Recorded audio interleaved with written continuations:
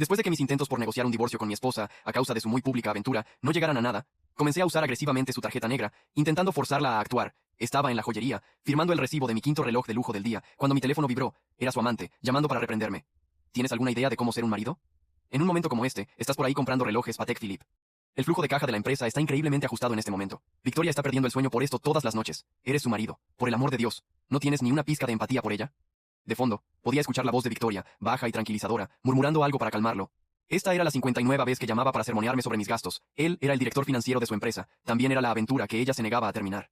Y durante 3 años, habíamos estado atrapados en un amargo y sofocante estancamiento por un divorcio que ella no quería concederme. No grité. No me justifiqué. Simplemente presioné el botón rojo y le corté la llamada. Luego, salí de la boutique. Conduje directamente a una sala de exhibición de diseño de interiores de alta gama y pasé la tarjeta por otros 1,5 millones de dólares en muebles a medida y electrodomésticos importados. Momentos después, Victoria llamó. Respondí, y ella dejó escapar un suspiro pesado y exhausto, del tipo reservado para un niño desobediente. A partir de ahora Cameron manejará tus cuentas, anunció. Su tono era cortante y autoritario. Si necesitas dinero, le envías una solicitud a él. Es el director financiero. Tal vez tener que pedirle a él te cure de esta absurda adicción a las compras. Escuché en silencio. El silencio se prolongó, y mi falta de reacción comenzó a irritarla. ¿Qué estás intentando demostrar con toda esa basura que compraste? ¿No podemos simplemente vivir nuestras vidas en paz? Solo te estoy recordando nuestro trato, dije con la voz perfectamente calmada. ¿No dijiste que en el segundo en que encontrara a alguien más que realmente me quisiera, me dejarías ir? ¿Que firmarías los papeles? Hice una pausa, mirando mi reflejo en las puertas de cristal de la sala de exhibición. Cada dólar que gasté hoy fue para comprar la dote de mi próxima esposa. Cariño, encontré a mi verdadero amor. Hubo un instante de silencio al otro lado de la línea, seguido de una burla suave e incrédula. ¿Es este el único truco que te queda?, preguntó Victoria, con una voz que destilaba desdén. Realmente no tengo energía para tus rabietas hoy, Carter. Estamos lidiando con una crisis en la firma. No espero que entiendas la presión, y mucho menos que ayudes, pero lo mínimo que puedes hacer es no estorbar. Deja de intentar llamar mi atención llegando al límite de la Amex. Suspiró de nuevo, una mezcla calculada de exasperación y un enfado a duras penas reprimido. Te lo he dicho 1000 veces. Tu posición como mi marido está completamente asegurada. Deja de portarte mal, por favor. Ella siempre fue así, tan asfixiantemente segura de su propia realidad. Había sido exactamente así hace 3 años, y no había cambiado ni un poco. De fondo, escuché la voz de Cameron, entrelazada con una sonrisa burlona. No creerás que realmente encontró a alguien con quien engañarte, ¿verdad? Por favor, rió Victoria, un sonido lleno de una confianza suprema e inquebrantable. ¿Quién más lo querría? Con su carácter, soy la única mujer en la tierra que podría tolerarlo. Siempre le encantó decirle a la gente que yo tenía mal carácter. Nunca se detuvo a considerar que fue ella quien había tomado a un hombre apacible y paciente, y lo había llevado al borde de la locura. Años atrás, cuando me hablaba así, yo perdía la cabeza. Gritaba hasta que me sangraba la garganta. Incluso había irrumpido en la sede central de la corporación, causando una escena enorme, con la intención de humillarlos tanto a ella como a Cameron frente a la junta directiva. Pero ahora, mirando hacia el vacío de mi propio corazón, no sentía absolutamente nada. Desde el día que descubrí su infidelidad, me lavé las manos respecto a su empresa. Dejó de importarme si prosperaba o se reducía a cenizas. Dejó de importarme ella. Durante 3 años, ella y Cameron se pasearon por la ciudad, galas, cenas benéficas, eventos de la industria donde yo, como su marido, debería haber estado a su lado. Ella lo llevaba a él en su lugar. Incluso lo llevaba a las vacaciones familiares, presentándolo a sus parientes mientras a mí me dejaban en casa. Me convertí en el chiste definitivo entre la élite de la ciudad. Sin embargo, incluso cuando luchaba con uñas y dientes, desangrándome para forzar un divorcio, ella se negaba, se aferraba al matrimonio, insistiendo en que yo era lo más importante en su vida. Había sido tan engreída el día que lanzó su desafío. Sé que soy la única en tu corazón, Carter. No tienes espacio para nadie más. Si de verdad quieres el divorcio, ve y encuentra a alguien más primero. Luego hablaremos. Sobreestimaba enormemente su valía y subestimaba trágicamente la mía. La mujer que había encontrado estaba a años luz de ella, en gracia, en carácter, en todo lo que importaba. La línea se cortó. Aún sintiendo un leve picor de irritación, entré en una joyería de lujo y pedí ver un collar de diamantes estilo tenis. Entregué la tarjeta, el dependiente la pasó. Frunció el ceño y levantó la vista con una mueca de disculpa. Señor, lo siento mucho. Parece que se ha puesto un límite en esta cuenta. Solo autorizará transacciones menores a $50. Mi teléfono vibró en mi bolsillo. Un mensaje de texto de Cameron. Espero que lo entiendas. Victoria está bajo una inmensa cantidad de estrés en este momento. Una vez que la empresa supere esta tormenta, veré de subir tu asignación diaria a más de $50. Carter, por favor, muestra algo de compasión por tu esposa y deja de causarle problemas. Me quedé mirando la pantalla y de hecho solté una carcajada. Un mantenido, un rompehogares, dándole sermones al marido legítimo sobre mostrar compasión hacia su esposa. Él jugaba a ser el santo mientras se revolcaba activamente en el barro, y la peor parte era que el resto del mundo se lo creía.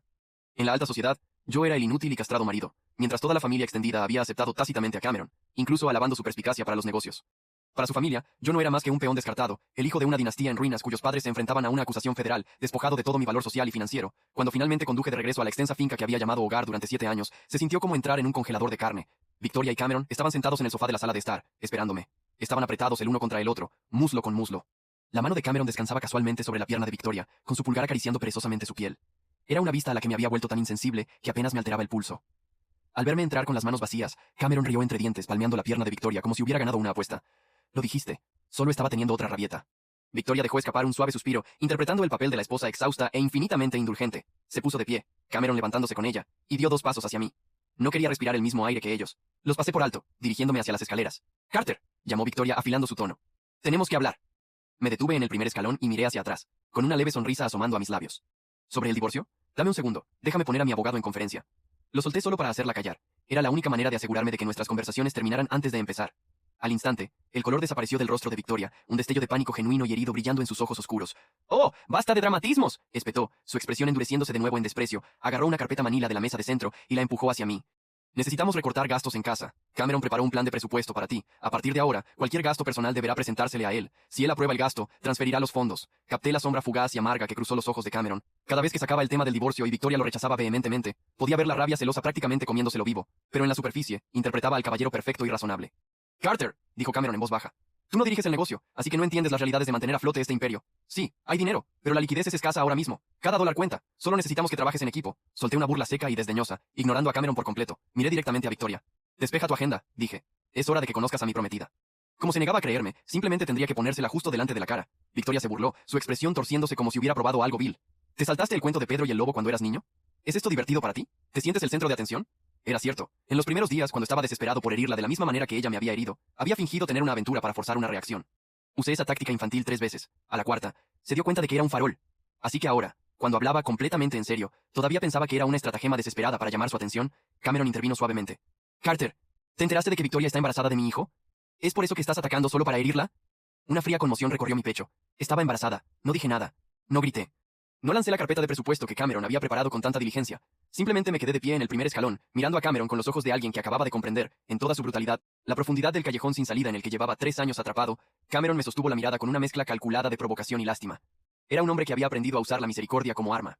Victoria, a su lado, tenía los brazos cruzados sobre el pecho, sus dedos apretando sus propios codos con una fuerza que traicionaba el nerviosismo que intentaba ocultar bajo capas de desdén. ¿No vas a decir nada?, preguntó ella finalmente. Enhorabuena, respondí. Mi voz sonó extrañamente tranquila, incluso para mí mismo. Victoria parpadeó. Era la última respuesta que esperaba. Durante 3 años había perfeccionado el arte de predecirme, de controlarme con sus palabras como si yo fuera un mecanismo de relojería, cuyas piezas ella conocía de memoria.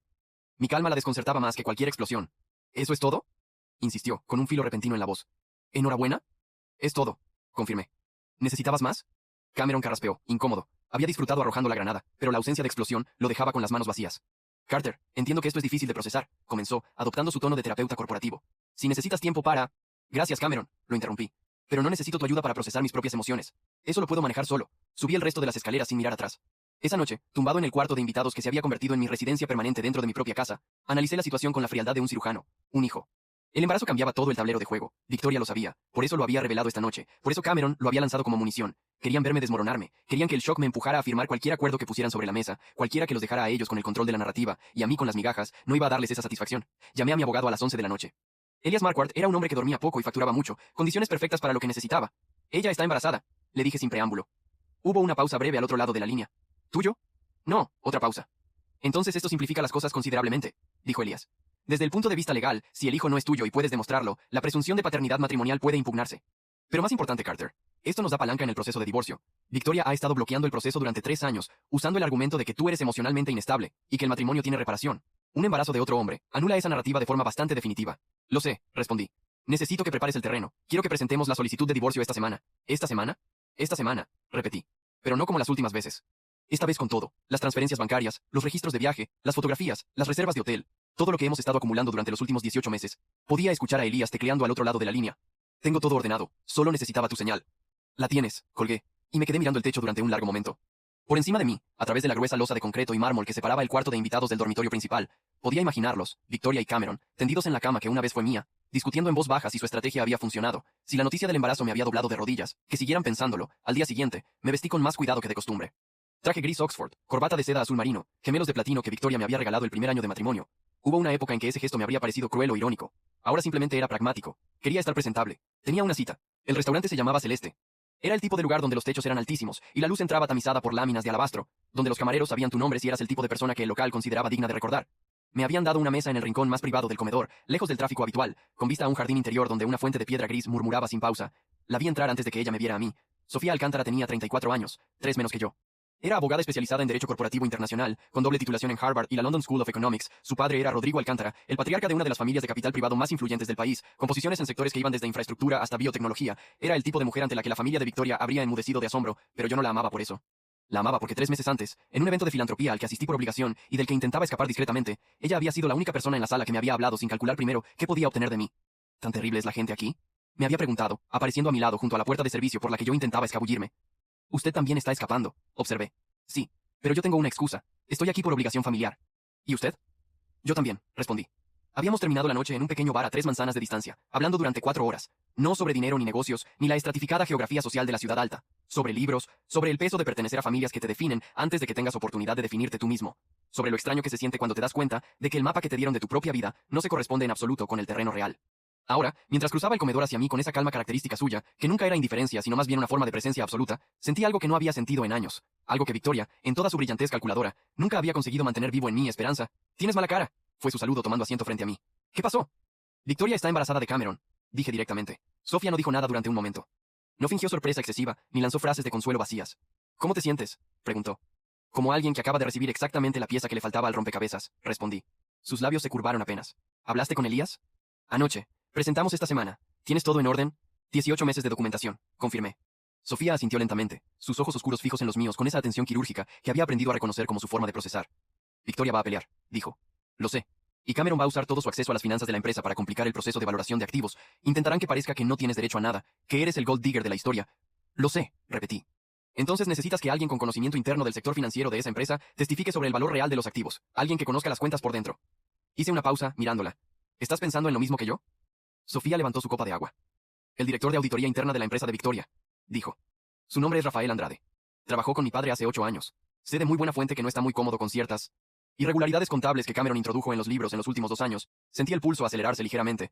¿Irregularidades del tipo que podrían interesarle a la comisión de valores?» «Del tipo que ya le interesan», dijo Sofía, bajando la copa. «Hay una investigación preliminar abierta, discreta, pero activa. Rafael no ha hablado todavía. Está esperando ver hacia dónde sopla el viento». El comedor a nuestro alrededor zumbaba con el murmullo suave de conversaciones que no nos pertenecían. La fuente de piedra seguía murmurando en el jardín. Y yo sentí, por primera vez en 3 años, que el suelo bajo mis pies era sólido. Esa tarde, al regresar a la mansión, encontré a Cameron instalado en el despacho privado de Victoria, con 2 asistentes y un ordenador portátil desplegado sobre el escritorio de caoba. Se había apropiado del espacio con la comodidad de alguien que ya no se molestaba en fingir que era un invitado. Me detuve en el umbral. «Hay una reunión de la junta de la empresa mañana por la mañana», me informó, sin levantar la vista de la pantalla. «Victoria te pide que no estés en casa. Los directores van a venir aquí, y tu presencia sería un distractor innecesario». Me quedé mirándolo durante 3 segundos exactos. «Dile a Victoria que me llame ella misma cuando quiera decirme algo», respondí. Cameron levantó la vista entonces, y por un instante, detrás de la máscara perfectamente pulida de su razonabilidad corporativa, vi algo que no había visto antes con tanta claridad, miedo. No a mí, no directamente, sino al movimiento que sabía, en algún lugar de su mente calculadora, que yo podría estar haciendo, miedo a lo que no podía ver, ni controlar. «Carter», dijo con una pausa estudiada, «¿estás pensando en hacer algo que complique las cosas para todos?» Le sonreí, una sonrisa pequeña, limpia, sin calor. «Buenas noches, Cameron». Esa noche, antes de dormir, recibí un mensaje de Elías. «Todo listo, presentamos el jueves, Carter. Esta vez no hay vuelta atrás. Cuando Victoria lo reciba, el juego cambia para siempre». Lo leí 2 veces, luego lo guardé, y cerré los ojos. Lo que ellos no sabían era que el juego ya había cambiado. Solo que todavía no habían notado el movimiento. El jueves llegó con la puntualidad implacable de las cosas que uno ha estado esperando demasiado tiempo. A las 9:47 de la mañana, una notificadora judicial se presentó en la sede central de la empresa de Victoria, con 2 copias del expediente de divorcio, selladas y certificadas. Al mismo tiempo, un segundo notificador entregó una copia en la mansión, donde Victoria se encontraba preparándose para la reunión de la junta que había programado para esa tarde.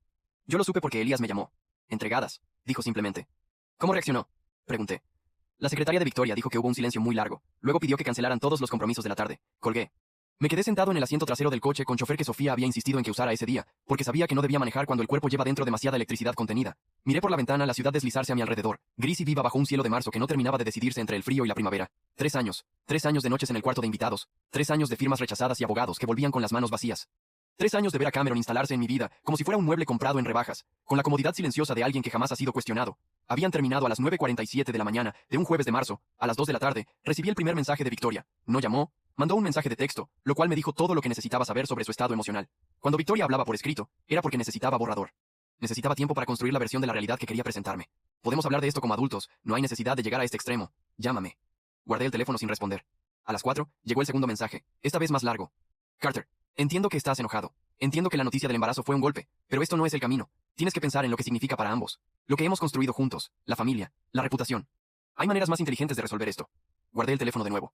A las 6, mientras yo estaba sentado frente a Rafael Andrade en una sala de conferencias privada del despacho de Sofía, mi teléfono vibró por 17ª vez consecutiva. Lo silencié por completo. Rafael Andrade tenía 52 años, cabello blanco, y los ojos de alguien que ha pasado demasiado tiempo mirando números que no cuadran. Era el tipo de hombre que lleva toda la vida siendo el más inteligente en la sala, pero que ha aprendido a fuerza de golpes a no mostrarlo demasiado abiertamente. Necesito entender qué estás dispuesto a ofrecer, me dijo, con una directividad que respeté inmediatamente. Protección, respondí.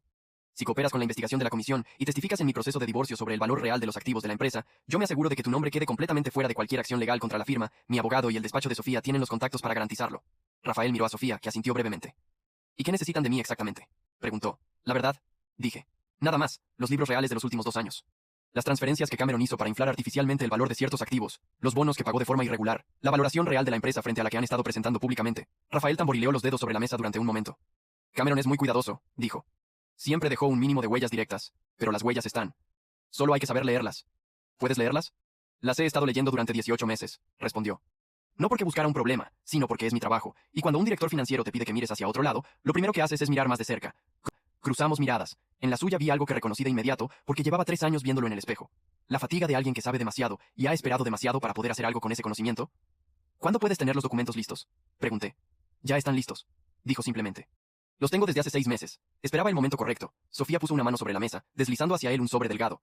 Dentro hay la garantía firmada por mi despacho, dijo. En cuanto entregues los documentos, la protección es efectiva. Rafael tomó el sobre, lo sopesó en la mano como si midiera el futuro inmediato. Luego lo guardó en el interior de su chaqueta, con el gesto tranquilo de alguien que acaba de tomar una decisión que llevaba tiempo madurando. El lunes, dijo. El lunes lo tendrán todo. Salí del despacho de Sofía 2 horas después, con el aire fresco de la noche golpeando mi cara. Era la primera vez en mucho tiempo que sentí que respirar era fácil. Llamé a Elias desde la acera. Rafael coopera, le dije. Documentos el lunes. Perfecto, respondió Elías. ¿Sabes que Victoria llamó a mi despacho esta tarde? 3 veces. ¿Qué dijo? Que quiere negociar. Dijo que está dispuesta a hablar de los términos del divorcio de forma directa, sin intermediarios. Me detuve en la acera. ¿Sin intermediarios? Sí. Quiere reunirse contigo esta semana sola, sin Cameron. Eso era interesante. Cuando Victoria quería reunirse sin Cameron, significaba que algo en la dinámica entre ellos estaba bajo tensión. La noticia del embarazo, que yo había encajado con demasiada calma para su gusto, más los papeles del divorcio presentados sin aviso previo, habían hecho algo que nunca había conseguido con ninguna de mis explosiones anteriores. Habían roto su certeza. Dile que acepto, respondí. Mañana, en casa, a mediodía. Al día siguiente, a las 2 en punto, Victoria bajó las escaleras con una precisión que traicionaba cuánto tiempo había dedicado a preparar esa entrada. Llevaba un vestido azul oscuro, sobrio, que reconocí como el que usaba cuando quería transmitir seriedad y control. Su cabello estaba recogido. No llevaba maquillaje excesivo. Quería que la viera como a una mujer razonable. Se sentó frente a mí en el salón principal, cruzó las manos sobre su regazo y me miró con una expresión que era, calculadamente, mezcla de agotamiento y apertura. ¿Podemos hablar de verdad?, preguntó. Habla, dije. Victoria aspiró hondo. Sé que cometí errores. Comenzó con una voz que sonaba a ensayo, pero a ensayo honesto. Sé que esta situación ha sido injusta para ti, pero un divorcio en este momento, con la empresa en la situación en que está, con el embarazo. Carter, puede destruir todo lo que hemos construido. ¿Todo lo que hemos construido? Repetí con suavidad. Sí, insistió. La firma, la reputación, los activos. Si esto llega a los tribunales ahora mismo, con las condiciones en que están las cuentas. Se detuvo. 1 milisegundo. Lo suficiente. Con las condiciones en que están las cuentas. Repetí, más despacio. Victoria parpadeó. Algo cruzó su mirada, algo que intentó enterrar rápido, pero no lo suficientemente rápido. Las condiciones del mercado, corrigió con fluidez. Es un momento complicado para el sector. La miré durante un largo momento. Ella me sostuvo la mirada con una determinación admirable, pero sus dedos se apretaron levemente sobre su regazo. Sabía algo. O sospechaba algo. No sobre Rafael, no todavía. Pero el instinto que la había convertido en una empresaria extraordinaria le estaba mandando una señal que su orgullo todavía no le dejaba procesar del todo. ¿Qué me estás proponiendo, Victoria?, pregunté. Un acuerdo privado, dijo. Sin tribunales, Carter. Puedo darte lo que quieres, libertad. Puedo firmar los papeles, pero necesito que sean mis términos y en mi tiempo. ¿En tu tiempo? 6 meses, dijo. Dame 6 meses para estabilizar la empresa, y luego te doy un divorcio limpio, sin disputa de activos. Te quedarás con todo lo que es tuyo personalmente. Te garantizo que no habrá demandas cruzadas. La miré. Ella me miraba. La fuente del jardín, que podía escucharse tenuemente a través de los cristales del salón, seguía su ritmo indiferente. Dame el fin de semana para pensarlo, dije. Victoria asintió, con una expresión de alivio apenas contenido. Lo que ella no sabía era que Rafael Andrade ya estaba escaneando los últimos documentos, que el lunes, Elias tendría en sus manos la prueba de que Cameron había estado manipulando los libros de la empresa durante 2 años. Y que los 6 meses que Victoria me pedía para estabilizarse eran exactamente el tiempo que necesitaba para intentar enterrar las pruebas antes de que alguien las encontrara. Esa noche le mandé un mensaje a Sofía. Ella sabe que algo está pasando. No sabe qué, pero lo huele. Sofía respondió en segundos. Bien, que lo huela. Que pase el fin de semana oliendo. El lunes cambia todo. Apagué la pantalla y me quedé en la oscuridad del cuarto de invitados, escuchando el silencio de la mansión. En algún punto sobre mi cabeza, Victoria estaría hablando en voz baja con Cameron, relatándole nuestra conversación, analizando mis palabras, buscando el ángulo que se les escapaba. Que buscaran. El lunes, ya no habría dónde buscar. El lunes llegó, a las 8:15 de la mañana, Rafael Andrade entró al despacho de Sofía con una carpeta de 37 páginas y una memoria USB. Era un hombre que había dormido bien esa noche, cosa que se notaba en sus ojos. Hay un tipo específico de descanso que solo llega cuando uno ha tomado una decisión con la que puede vivir. Pasé 3 horas sentado en la sala de espera, mientras Elías y el equipo de abogados de Sofía procesaban la documentación. No participé directamente. Era el tipo de trabajo que requería mentes formadas para ver lo que los números ocultan, y yo tenía la disciplina suficiente para no meterme donde no era necesario. Me quedé en el salón de espera con una taza de café que no terminé, mirando por la ventana el tráfico de la mañana. A las 11:40, Elías salió de la sala de conferencias. Tenía esa expresión específica de los abogados cuando encuentran algo que esperaban encontrar pero que es incluso mejor de lo que calculaban. Cameron fue creativo, dijo. Hay dos fondos paralelos registrados fuera del país. Canalizó dinero de los proyectos de infraestructura hacia sociedades pantalla. En papel, esos contratos parecen legítimos, pero el flujo real va a cuentas que están a nombre de terceros con vínculos directos a él. ¿Cuánto? En los últimos 2 años, aproximadamente 11 millones de dólares. Me quedé muy quieto. Victoria sabía. No fue una pregunta. Elías hizo una pausa. No lo sé con certeza. Lo que puedo decirte es que ella firmó 2 de los documentos de transferencia. Si dice que no sabía, tendrá que convencer a un juez de que firmó sin leer. Algo se movió dentro de mí. No era satisfacción exactamente. Era algo más parecido a la tristeza extraña que sientes cuando alguien que conociste como una persona brillante te demuestra que eligió ser algo muy distinto. Victoria era inteligente. Era la persona más inteligente que había conocido antes de Sofía. Había construido una empresa desde cero, había navegado un sector dominado por hombres 3 décadas más viejos que ella, y había salido victoriosa. Y aún así, en algún punto, había decidido que Cameron merecía su lealtad más que su propia integridad. Era una pérdida enorme, la lamentaba de verdad. Pero ya no era mi pérdida. ¿Cuándo presentamos a la comisión?, pregunté. El expediente puede estar listo en 48 horas, dijo Elías. Pero hay algo más que deberías considerar, Carter. ¿Qué? Si presentamos a la comisión antes de que el juicio de divorcio se consolide, Victoria podría alegar que usaste la investigación como presión coercitiva en el proceso matrimonial. Su abogado intentará presentarlo como una táctica de chantaje. ¿Y cómo lo evitamos? Dejamos que la comisión actúe por su propio canal, de forma independiente. Rafael presentó la denuncia esta mañana directamente. Nosotros no aparecemos en ese proceso. Lo que nosotros presentamos al Tribunal del Divorcio es la documentación sobre los activos reales de la empresa, que es información a la que tú tienes derecho legítimo como cónyuge. Lo miré. Está separado. Completamente, confirmó Elías. La comisión hace su trabajo. Nosotros hacemos el nuestro. Si los dos procesos terminan alcanzando a las mismas personas, es porque la realidad los alcanza, no nosotros. Esa tarde, mientras el mecanismo legal comenzaba a moverse con la inercia de un tren que nadie puede detener una vez que ha arrancado, me puse el traje de color azul marino que Sofía había elegido junto a mí, y conduje hacia el club de la ciudad alta. Era el sitio donde la familia de Victoria celebraba el cumpleaños de su madre cada año. Habría unas 90 personas, toda la élite de la ciudad. Los mismos rostros que durante 3 años me habían mirado con una mezcla de condescendencia y lástima. El marido ornamental de Victoria Salgado, el adorno decorativo de una mujer que claramente lo superaba en todo. Sofía llegó en su propio coche. Nos encontramos en la entrada. Cuando entramos juntos al salón, hubo ese tipo específico de silencio, que no es ausencia de sonido, sino una pausa colectiva. El instante en que 90 pares de ojos se recalibran frente a información inesperada. Sofía saludó con la calma serena de alguien que no necesita el cuarto para validarse. Yo la acompañé con la misma calma. No buscamos la atención. Simplemente estuvimos ahí, con la solidez tranquila de 2 personas que no tienen nada que justificar. La madre de Victoria nos vio desde el otro lado del salón. La vi palidecer levemente. Luego vi cómo localizaba a Victoria con la mirada y le hacía un gesto discreto. Victoria estaba con Cameron, hablando con 2 directivos del sector. Siguió la dirección de la mirada de su madre. Me vio. Vio a Sofía. El cristal de champán que sostenía se quedó inmóvil a mitad de camino hacia sus labios. Cameron la siguió la vista. También nos vio. Y aunque su expresión no cambió de forma dramática, algo en la tensión de su mandíbula lo traicionó. Me acerqué a saludar a la madre de Victoria, porque era lo correcto. La señora Salgado me estrechó la mano con una rigidez que era casi cómica. Carter, dijo. No sabía que vendrías. Es el cumpleaños de su madre, respondí. Claro que vendría, señora Salgado. Le presento a Sofía Alcántara. Sofía extendió la mano con una sonrisa perfecta. He oído hablar mucho de usted, dijo. Carter me ha contado que su jardín de invierno es extraordinario. Tengo una debilidad especial por las orquídeas. La señora Salgado parpadeó, completamente desarmada. Una hora después, mientras yo conversaba con el vicepresidente de una compañía de infraestructuras que llevaba años queriendo hablar conmigo pero que nunca se había acercado por no contrariar a Victoria, sentí su presencia antes de escucharla. Carter, me giré. Victoria estaba a 2 pasos, sin Cameron, con los ojos de alguien que acaba de entender, tarde, que ha estado jugando al ajedrez contra alguien que lleva más turnos de ventaja de los que creía. Es impresionante, dijo mirando hacia donde Sofía hablaba con un grupo de mujeres al otro lado del salón. ¿Alcántara? Sí. ¿Cuánto tiempo llevan? El tiempo suficiente, respondí. Victoria asintió, muy lentamente, con la cara de alguien que recalcula una ecuación completa. ¿Qué quieres, Carter?, preguntó, y por primera vez en 3 años la pregunta sonó genuina, no retórica, no como un arma, sino como una pregunta real, hecha por una persona que acaba de darse cuenta de que no conoce la respuesta. Lo mismo que siempre, dije, salir, limpiamente, con dignidad, y que ambos podamos seguir adelante. ¿Y si acepto el divorcio ahora, esta semana? Llama a Elías, dije. Él tiene los términos. Me aparté suavemente y volví al lado de Sofía. Esa noche, de regreso al apartamento que había alquilado una semana antes para no volver a dormir bajo el mismo techo que el silencio helado de esa mansión, recibí una llamada de Elías a las 11:15 de la noche. Cameron acaba de recibir una notificación formal de la Comisión de Valores, dijo. Una investigación abierta por irregularidades contables. Le dan 10 días hábiles para presentar documentación. ¿Victoria lo sabe? Supongo que sí. Cameron la llamó 3 veces en los últimos 20 minutos. Cerré los ojos un momento. ¿Cómo está el proceso de divorcio? Victoria instruyó a su abogado esta noche para explorar un acuerdo, Carter. Creo que esto va a moverse muy rápido ahora. Muy rápido. Sí, pero no lo suficientemente rápido como para que Cameron no intentara un último movimiento. Nunca lo es. Al día siguiente, a las 7 de la mañana, mi teléfono sonó con un número desconocido. Respondí. Carter, dijo la voz de Cameron, con un tono que ya no tenía nada de la razonabilidad corporativa que había perfeccionado durante 3 años. Necesitamos hablar, solo tú y yo, sin abogados. Me quedé en silencio durante un segundo. No, respondí, y colgué. Mi corazón latía con perfecta calma, y supe, en ese momento, que el final ya había empezado. El final llegó de formas que no había anticipado en todos sus detalles, aunque sí en su esencia. La investigación de la Comisión de Valores se hizo pública un miércoles por la tarde, 3 semanas después de que Rafael presentara la denuncia. No fue un comunicado discreto, fue una noticia. El tipo de noticia que en las ciudades pequeñas, dentro de las grandes ciudades, esas burbujas de cristal donde la gente acaudalada vive bajo la ilusión de que sus asuntos nunca llegan a las páginas de periódico, cae como una bomba. Directivo financiero de Salgado Group, bajo investigación federal por presunta malversación. Lo leí en mi teléfono mientras desayunaba en el apartamento con Sofía. Ella lo leyó al mismo tiempo, en el suyo. Nos miramos. No hubo celebración.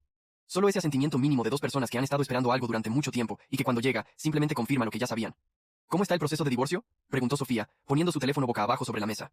Elías dice que la firma de Victoria quiere acelerar el acuerdo.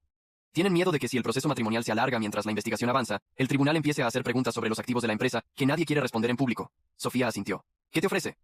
El acuerdo que presentaron ayer incluye la casa de la montaña, el 30% de la participación en un fondo de inversión privado que no está vinculado a la firma, y una compensación de 3 millones. ¿Y los activos de la firma? No reclamo nada de la firma, dije. Nunca quise nada de la firma. Lo que quería era lo que era mío antes de que ella se convirtiera en todo lo que había entre los dos. Sofía me miró durante un momento. ¿Es suficiente? Es más que suficiente, dije. El 30% del fondo privado equivale a más de lo que cualquier juez le habría adjudicado, teniendo en cuenta la duración del matrimonio y la ausencia de hijos en común. La frase flotó en el aire entre nosotros. El bebé. Victoria estaba de 14 semanas. El bebé de Cameron, que llevaría el apellido de un hombre siendo investigado por malversación federal, que había pasado los últimos 3 años destruyendo un matrimonio desde adentro y robando una empresa desde los libros de contabilidad, ese bebé no era mi responsabilidad, pero tampoco era culpable de nada. Era la única parte de todo esto que me dolía de una manera que no podía reducir a estrategia ni a lógica. ¿Firmamos?, preguntó Elías cuando lo llamé a media mañana. Firmamos, respondí. El proceso fue más rápido de lo que esperaba. 4 días después, un jueves, Victoria y yo estuvimos sentados en lados opuestos de una mesa de conferencias larga y fría en el despacho de Elías. Éramos el único par de personas en la sala que no eran abogados. Los de ella, 3, los míos, 2. La declaración de Rafael había sido incluida en la documentación de valoración de activos. La investigación de la comisión avanzaba por su canal paralelo, sin que nadie en esa sala pudiera detenerla. Victoria llegó puntual, sola, sin Cameron. Algo en ella había cambiado desde el evento de cumpleaños de su madre. No de forma dramática, no era el tipo de persona que se permite derrumbarse visiblemente, pero había una quietud distinta en ella, como si por primera vez en años no estuviera calculando su siguiente movimiento, sino simplemente existiendo en el instante presente, con todo lo que ese instante implicaba. Nos miramos cuando entró. Carter, dijo. Victoria, respondí. Nos sentamos. Los abogados comenzaron su danza técnica de cláusulas y contrapartes. Yo firmé donde Elías me indicaba. Ella firmó donde su abogado le indicaba. La sala zumbaba con el murmullo seco de papeles que pasan de mano en mano. En algún punto, a mitad del proceso, Victoria levantó la vista de un documento y me miró directamente. ¿Era real?, preguntó, en voz baja, lo suficientemente baja para que solo yo pudiera escucharla entre el murmullo de la sala. La chica. ¿La amas de verdad? La miré. Sí, respondí. ¿De verdad? Ella asintió, una sola vez, y volvió la vista al documento. No fue una pregunta con trampa, no fue una táctica. Fue la pregunta de alguien que necesitaba saber si lo que había subestimado era real, si el hombre al que había reducido a un accesorio tenía dentro algo que ella no había visto o que había elegido no ver. Ahora tenía la respuesta. Cuando todo estuvo firmado y los abogados recogían sus maletines, Victoria se puso de pie primero. Me extendió la mano. La estreché. Merecías mejor de mi parte, dijo, y en su voz no había dramatismo, solo una honestidad seca, casi impersonal, la honestidad de los balances finales. Tú también merecías ser más valiente, le respondí, con la misma suavidad. Ella no dijo nada más. Salió de la sala sin mirar atrás. Lo que vino después tardó 4 meses en desarrollarse completamente.